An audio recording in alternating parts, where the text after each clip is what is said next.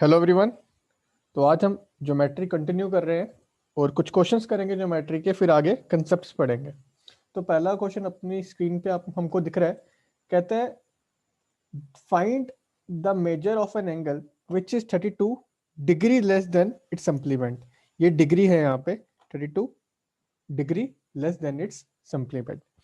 तो जैसे हमें पता है, पहले हम क्या करेंगे, इसमें हम उस एंगल का नाम लिख लेंगे। जब हम मैथ्स की क्वेश्चन सॉल्व करते हैं, कुछ क्वेश्चन सॉल्व करते हैं, जो चीज निकालनी होती है उसको हम एक वेरिएबल मान लेते हैं एक्स। तो पहला स्टेप है let the angle be x. ठीक है, कहते हैं वो एंगल कितना कम है, 32 degree less than it's supplement. जब हमने सप्लीमेंट्री एंगल की बात की थी, हमने क्या कहा था, अगर दो एंगल हैं एक्स और वाई, वो सप्लीमेंट्री कब होंगे, जब एक्स प्लस वाई कितना होगा, 180 डिग्री। ठीक है, मतलब अगर एक एंगल x है तो दूसरा एंगल कौन सा, y, और दूसरा सप्लीमेंट क्या है उसका, y एंगल क्या होगा, 180 माइनस एक्स। ठीक है, होप सो आपको समझ आ गया हो। तो दूसरा एंगल क्या होगा, सेकंड एंगल भी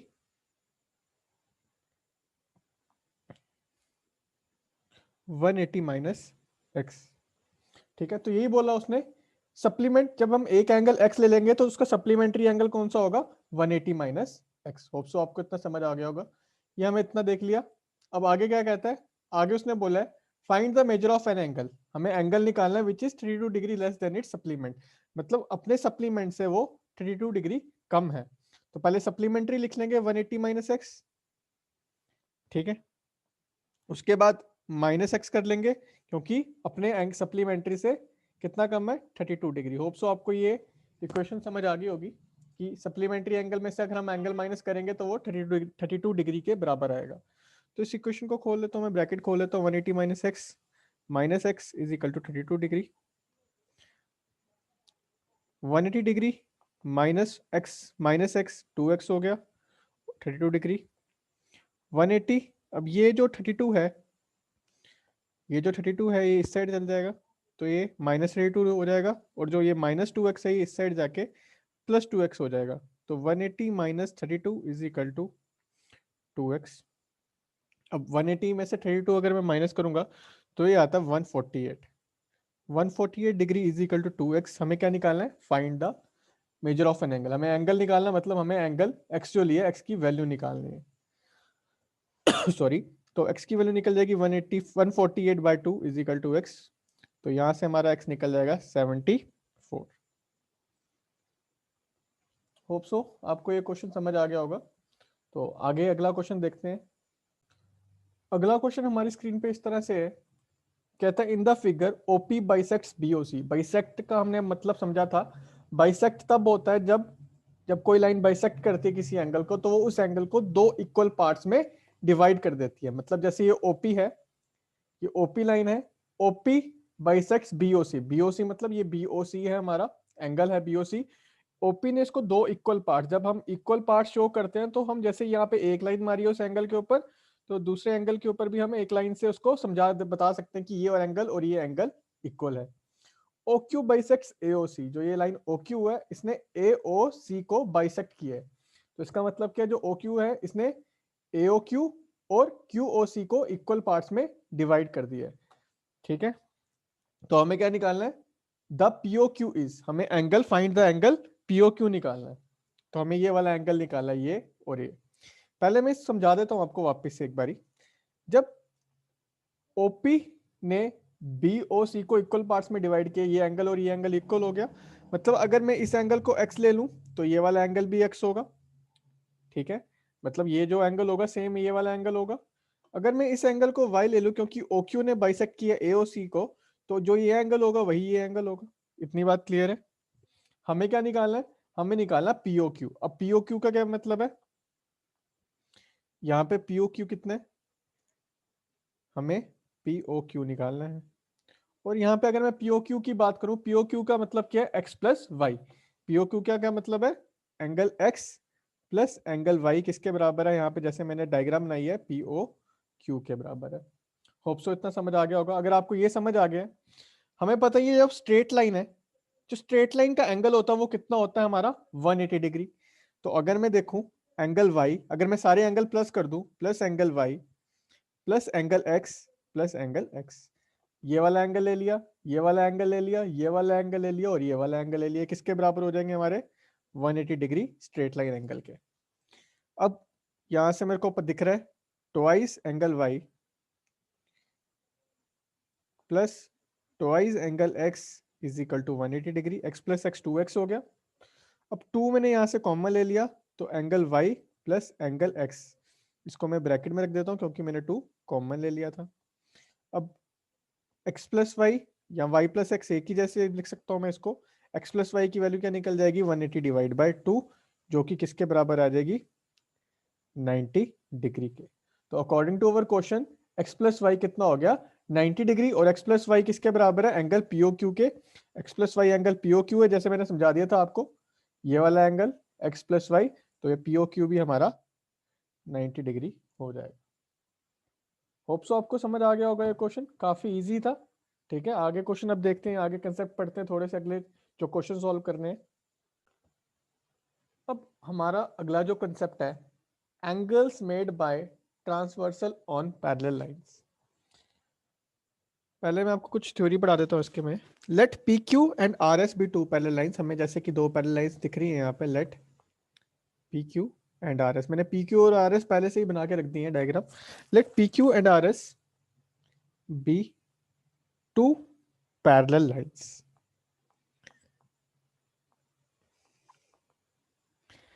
and cut by a transversal L. Transversal के बारे में हमने पढ़ा था पहले लेक्चर्स में कि ट्रांसवर्सल वो लाइन होती है जो दो लाइंस को कट करती है, ठीक है, and L be the transversal line.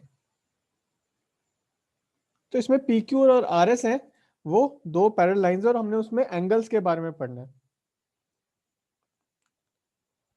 जो हमें एंगल्स दिख रहे हैं 1, 4, 8 और 5, जो ये बाहर वाले एंगल्स कौन से, 1 बाहर वाला है, 4 बाहर वाला है, 5 बाहर वाला और 8 बाहर वाला है, इसे हम कहेंगे एक्सटीरियर एंगल्स। मैं यहां पे लिख देता हूं साइड पे, angle 1, 4, angle 1, angle 4, angle 5 and angle 8 are the exterior angles, मतलब बाहर वाले एंगल।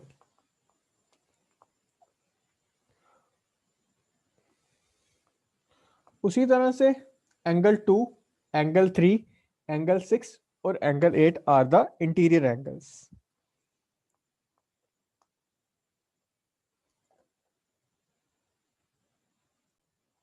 एंगल 2, एंगल 3,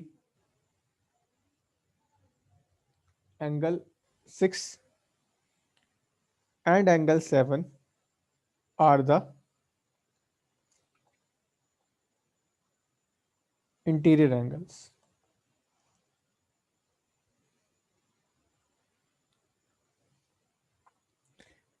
हम डिफरेंट एंगल्स के बारे में पढ़ेंगे, इन एंगल्स के बारे में देखेंगे क्या है, ठीक है।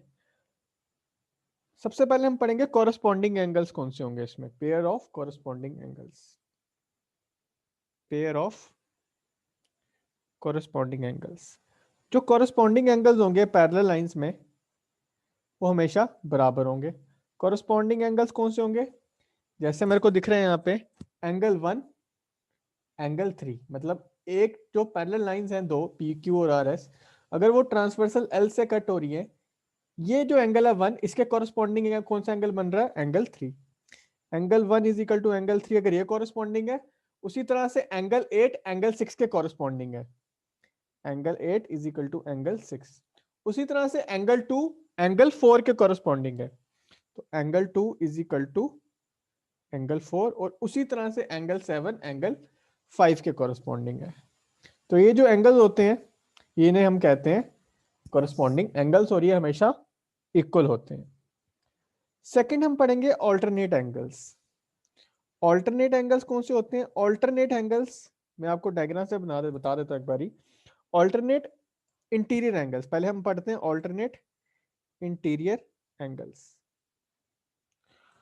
ऑल्टरनेट इंटीरियर एंगल जो भी होंगे वो जेड की शेप में बनेंगे। जब आपको एक जेड ये लाइन दिखेगी, ये ट्रांसवर्सल की शेप में है, जैसे कि ये देखिए ये ट्रांसफर्स हो गया और दो ये पैरेलल लाइन है। तो ये जो z बन रहा है इसमें, ये वाला एंगल और ये वाला एंगल, इन्हें हम कहते हैं alternate interior angle.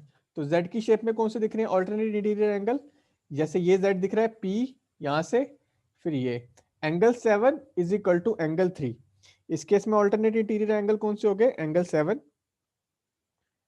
Is equal to angle 3, ये हो गए ऑल्टरनेट इंटीरियर एंगल। सिमिलरली ये वाला भी z बन रहा है, angle 2 is equal to angle 6, ये भी ऑल्टरनेट इंटीरियर एंगल्स होंगे। होप सो इतना समझ आ गया होगा आपको, ठीक है। उसी तरह से the sum of interior angle on the same side of transversal is 180 degree. अब तीसरे एंगल्स कौन से होंगे, angles on same side of transversal, angles on same interior side of transversal. जो angle on same interior side of transversal हो गया, मतलब ये जो ट्रांसवर्सल है, इंटीरियर एंगल्स कौन से हो गए सेम साइड पे, ये 2 और 3 हमने पढ़ा था, 2 3 6 7 इंटीरियर एंगल्स है।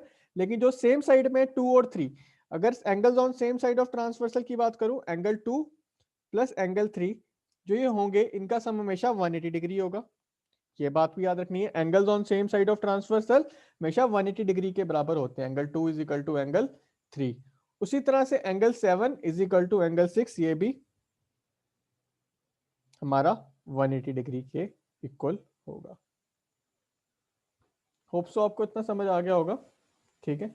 अब इसके बेस पे कुछ क्वेश्चन करते हैं। पहले एक बार आपको रिवाइज करा देता हूं जो जो हमने पढ़ा। PQ और RS दो पैरेलल लाइन थी, और L क्या है इसमें, ट्रांसवर्सल है। ट्रांसवर्सल होता है जो लाइन, दो लाइंस को कट करता है किसी पॉइंट पे। 1 4 5 8 बाहर वाले एंगल्स मतलब एक्सटीरियर एंगल्स, 2 3 6 7 इंटीरियर एंगल्स। सबसे पहले हमने तीन तरह के एंगल पढ़े, कॉरेस्पॉन्डिंग एंगल्स। कॉरेस्पॉन्डिंग एंगल्स कौन से हो गए, जैसे 1 इसके कॉरेस्पॉन्डिंग 3, 2 इसके कॉरेस्पॉन्डिंग 4, 8 इसके कॉरेस्पॉन्डिंग 6 हो गया, 7 इसके कॉरेस्पॉन्डिंग हो गया 5। तो ये बराबर होंगे, 1 3 बराबर, 2 4 बराबर, 7 5 बराबर और 6 8 बराबर, हमेशा बराबर होते हैं। ऑल्टरनेट इंटीरियर एंगल्स जो Z की शेप में बने, 7 और 3 ऑल्टरनेट इंटीरियर एंगल्स है, ये भी बराबर होते हैं। 2 और 6 ऑल्टरनेट इंटीरियर एंगल्स हैं, ये भी बराबर होते हैं। तीसरा हमने पढ़ा angles on same side of transversal. Angles on same side of transversal हमेशा 180 डिग्री के बराबर होता है। जैसे एंगल 2, मतलब जैसे ये ट्रांसवर्सल है, इंटीरियर एंगल्स 2 3 हो गए, 2 प्लस एंगल 3 180 डिग्री, ये 180 डिग्री के बराबर होते हैं। और 7 एंगल 7 प्लस एंगल 6 ये भी 180 डिग्री के बराबर होगा। तो सेम साइड ऑफ ट्रांसवर्सल हमेशा 180 डिग्री के बराबर होते हैं। होप सो आपको इतना समझ आ गया होगा, ठीक है। तो ये आप चेंज कर लेना, ये प्लस है बीच में, एंगल 6 प्लस एंगल 7 ये 180 डिग्री के बराबर होगा। हमारी स्क्रीन पे क्वेश्चन इस तरह से कहता है, in the figure, given figure, PQ parallel RS, जो PQ है ये RS के पैरेलल है। Find the value of x, उसने हमें वैल्यू ऑफ x पूछी है। हमें कुछ एंगल्स दे रखे हैं उसने, जैसे ये TRS हमें 100 दिए और TPQ हमें 50 दिया, तो हमें x की वैल्यू निकालनी है। तो देखिएगा इस क्वेश्चन को, मैं क्या करता हूं, सबसे पहले इसमें एक इमेजिनरी लाइन ड्रॉ कर देता हूं यहाँ पे, जो कि पैरेलल है। इस इमेजिनरी लाइन का नाम रख देता हूं मैं A और B। जैसे मेरे को दिख रहा है ये AB, मैंने एक लाइन ड्रॉ की, ठीक है। AB is also parallel to RS, is also parallel to PQ।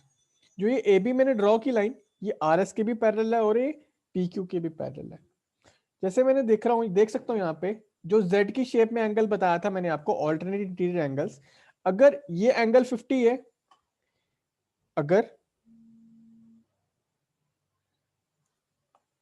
अगर एंगल TPQ हमारे क्या इसमें क्या है, यहाँ पे 50 है,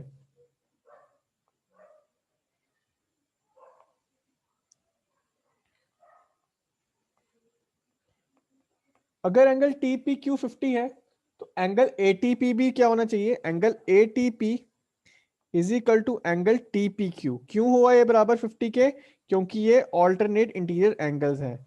ये देखो आपको जेड की शेप में मिल दिख रहे हैं आपको ये, अगर ये 50 है तो ये भी 50 होगा। ऑल्टरनेट इंटीरियर एंगल, तो तभी हमें इसके आगे भी 50 लिख देता हूं। मेरे को एक्स की वैल्यू निकालनी है, ठीक है। मेरे को एक और चीज जेड की शेप में दिख रही है, ये एंगल ए टी, ये आपको दिख रहा होगा एक्स प्लस 50 किसके बराबर होना चाहिए? ये 100 के बराबर होना चाहिए। मतलब ये ए टी आर किसके बराबर होना चाहिए? टी आर एस के बराबर होना चाहिए। ये भी एक ऑल्टरनेट इंटीरियर एंगल्स की प्रॉपर्टी है, क्योंकि ए बी आर एस के भी पैरेलल है, और ये अगर मैं ट्रांसवर्सल मान लूं तो angle A T R is equal to angle T R S. ये भी ऑल्टरनेट इंटीरियर एंगल, ठीक है। उस केस में अगर मैं बात करूं एंगल ए टी आर भी, ये जैसे देखो पूरा जेड की शेप में है, जैसे ये जेड की शेप में था ये वाला ए टी पी क्यू, वैसे ही ए टी आर एस भी जेड की शेप में। ए टी आर की वैल्यू क्या है? ए टी आर पूरा एंगल हो गया 50 प्लस 100, तो ये angle 50 plus x A T are के बराबर हो गया, और टी आर एस किसके बराबर है? 100 के। तो यहां से हमारी वैल्यू किसकी निकल जाएगी? यहां से हमारी वैल्यू x की निकल जाएगी। तो x क्या होगा? 100 माइनस ये 50 इस साइड चल जाएगा तो ये -50 हो जाएगा। तो x की वैल्यू आ जाएगी, x की वैल्यू हो जाएगी एंगल 50 डिग्री। ये होप सो आपको समझ आ गया होगा। तो इस केस में हमारी find the value of x कितनी आई? x की वैल्यू आई हमारी 50 डिग्री। होप सो आपको ये चीजें समझ आ गई होंगी। हमने जो पैरेलल एंगल्स या पैरेलल लाइंस वाली बात की थी, जो z की शेप में ऑल्टरनेट इंटीरियर एंगल्स होंगे, हमारे कॉरस्पॉन्डिंग एंगल्स के बारे में पढ़ा, और angles on same side of transversal. अब कुछ आगे जो क्वेश्चंस करेंगे तो उसमें इसका यूज देखेंगे और कहाँ कहाँ यूज होते हैं। ठीक है, आज के लिए इतना ही रखते हैं। Thank you.